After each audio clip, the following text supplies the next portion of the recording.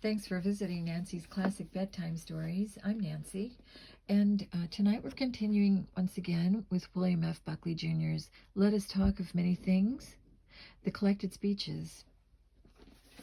And we begin. The Impending Defeat of Barry Goldwater. An address to the Young Americans for Freedom's National Convention, New York, September 11, 1964. This was the 4th anniversary of the Young Americans for Freedom, founded in 1960 at Sharon, Connecticut, at the home of my father and mother. It was the first of an encouraging new wave of conservative organizations, which by 1964 included the New York Conservative Party and the Philadelphia Society that rose to join the Libertarian Intercollegiate Society of Individualists. See my speech on November 29, 1988, and Foundation for Economic Education, April 11, 1996.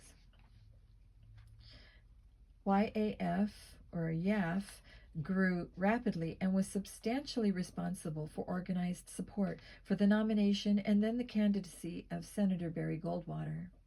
The 4th meeting of the National Council was held off the record at my request. I intended to predict that Goldwater would lose the election and to attempt words that would keep fired up the spirit of disillusioned young people.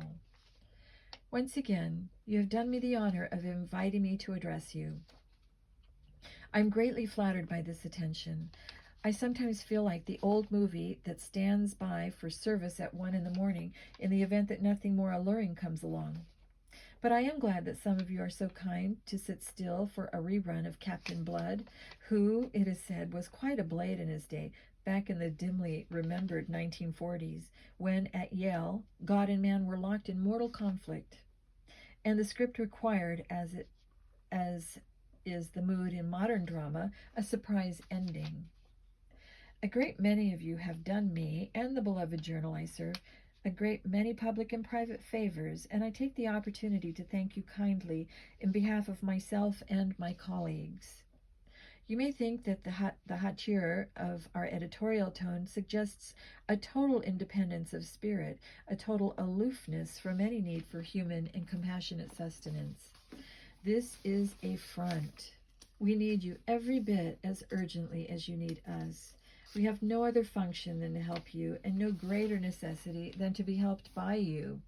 If we fail you, we fail ourselves, and any infidelity to the cause we hope to serve, and no doubt we commit those infidelities frequently, in a cause for mortification. I do not know of any purpose for National Review if it is not to serve as a lightning rod for the best thought, and the best expression of that thought, by which to pierce the surrounding gloom and remind ourselves of the necessity to hurl back what I called a year ago at your meeting in Fort Lauderdale, the effronteries of the 20th century. We do not believe in platonic affirmations of our own little purities. Our intention is to take the clay God gave us and mold it into a better world. If we do not help to fire your imagination or your zeal, we might just as well retire into the night and bury that fingernail of a saint that Whittaker Chambers said might yet be the only recourse for sensitive men against the day, ages hence, when a few men begin again to dare to believe that there was once something else, that something else is thinkable, and needs some evidence of what that is and was, and the fortifying knowledge that there were those who, at the great nightfall, took loving thought to preserve the tokens of hope and truth. My debt is to you in general, but in particular to your chairman, Robert Bauman, for his incessant courtesies and for his manly and courageous leadership of this organization, which has seen dark days, most of them the making of our insensate society, which so hotly resists the nurturing of any tokens of hope and truth. Some of them the making of our own flawed natures, which are so greatly attracted to our petty vanities as to interrupt grievously the progress we need to make in order to stay alive and to prosper and to justify ourselves. I wish to speak on 2 subjects. The first has to do with the role of the conservative movement at this juncture in American history, when, to no one's surprise more than our own, we labor under the visitation of a freedom-minded candidate for the presidency of the United States, I say labor because the nomination of Barry Goldwater, when we permit ourselves to peek up over the euphoria, reminds us chillingly of the great work that has remained undone. A great rainfall has deluged a thirsty earth, but before we had time properly to prepare the ground. I speak, of course, about the impending defeat of Barry Goldwater. That it depends is an objective judgment. That it will happen is, of course, is not certain. It was not after all certain that the French would defeat King Harry at Agincourt, though defeat most certainly impended. I shall not attempt to fire you on to superhuman endeavor for 3 reasons.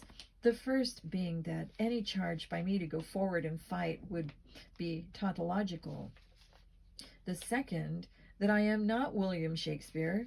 The third, that I view this as an intimate occasion, a conversation among those who are determined to live to storm the gates of Agincourt another day, in the likely event that this time we do not succeed. My words are not intended for public currency.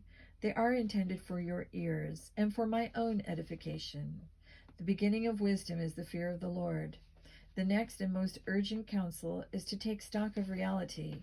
Reality during a political campaign sometimes suggests the advisability of dismissing strategic considerations in favor of tactical imperatives, which call for cultivating, in the Goldwater camp, the morals of an army on the march. Our morale is high, and we are marching. But the morale of the army on the march is that of an army that has been promised victory.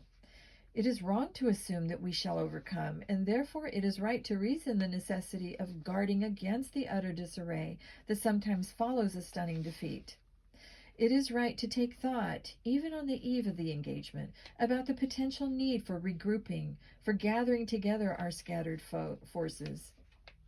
After all, we take it as established that even after November 3rd, although you will have aged, you will still be young, and although you will have been discouraged, you will still, God willing, desire to pursue freedom, and by your persistence you will prove, as King Harry sought to do, that if it be a sin to covet honor, you are the most offending souls alive.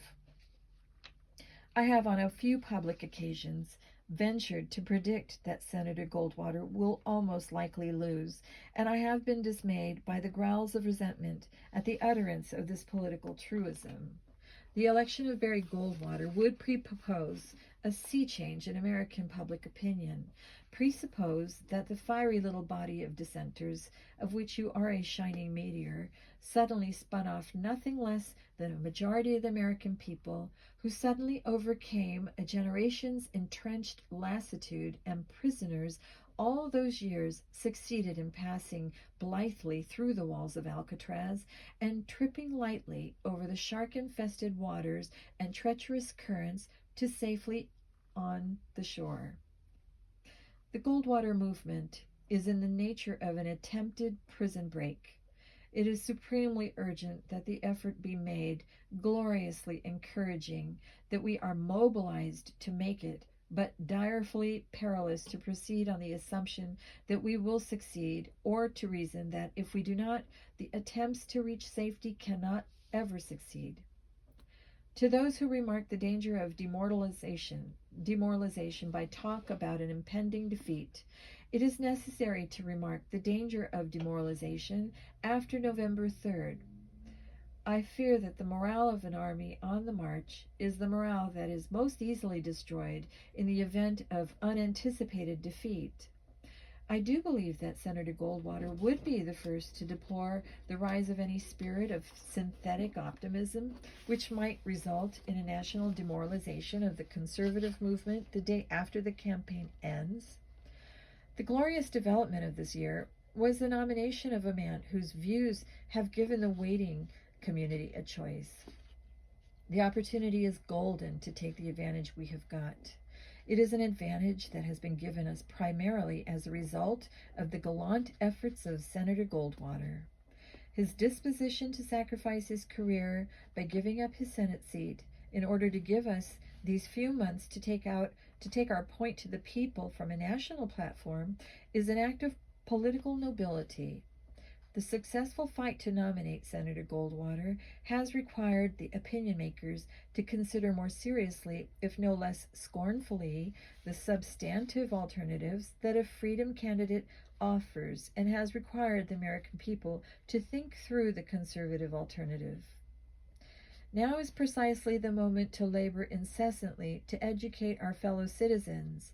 The point is to win recruits whose attention we might never have attracted but for Barry Goldwater, to win them not only for November the 3rd, but for future Novembers, to infuse the conservative spirit in enough people to entitle us to look about on November 4th, not at the ashes of defeat, but at the well-planted seeds of hope, which will flower on a great November day in the future, if there is a future. If God should grant us a victory at this moment, there is time enough to count our unexpected blessings and to exult greatly. But we dishonor the Goldwater movement if we permit ourselves to speak to those recruits we gather as though the walls of Agincourt were hollow eggshells which will come crumbling down under the pressure of our heroic rhetoric. We have in mind, do we not, a counter-revolution. Counter-revolutions are not accomplished by defeating Nelson Rockefeller or William Scranton. The enemy is made of sterner stuff. So are we. And we must prove it by showing not a moment's dismay on November 4th in the likely event that the walls have stood firm against our assault. On that day, we must emerge smiling, confident in the knowledge that we weakened those walls, that they will never again stand so firmly against us. On that day, we must be prepared to inform Lyndon Johnson that we too will continue. The end.